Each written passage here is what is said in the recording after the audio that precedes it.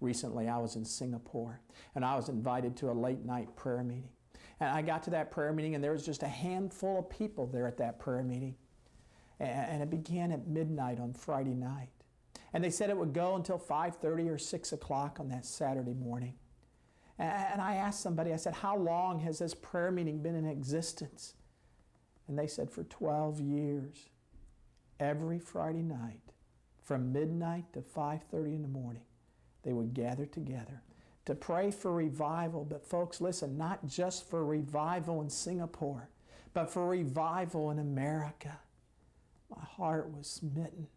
I said, oh God, am I urgent enough to spend every Friday night for 12 years, from midnight to 5:30 in the morning, to cry out to you for revival? I asked how the revival started. They introduced me to a gentleman. He says, oh, I'm a revival baby. He said, I came to Christ in a revival some 15 years ago, and I've just given my life to see God do it again. Oh, that we would so long, as we look back in history at the potential of revival, that we would so long for God to do it again, that we would become that passionate. Leonard Ravenhill, in the very last days of his life, penned his last words in the form of a poem. And it speaks so well of the urgency that was in his heart that I believe God would want in all of our hearts. Listen carefully. He said, engage my heart today with a passion that will not pass away.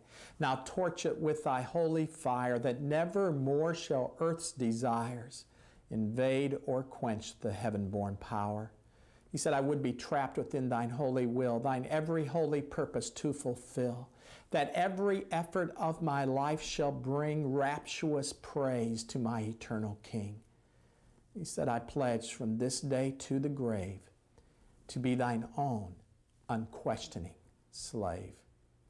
Would you make that the prayer of your heart until the final days of your life, or until God comes and rains righteousness and revival upon our land?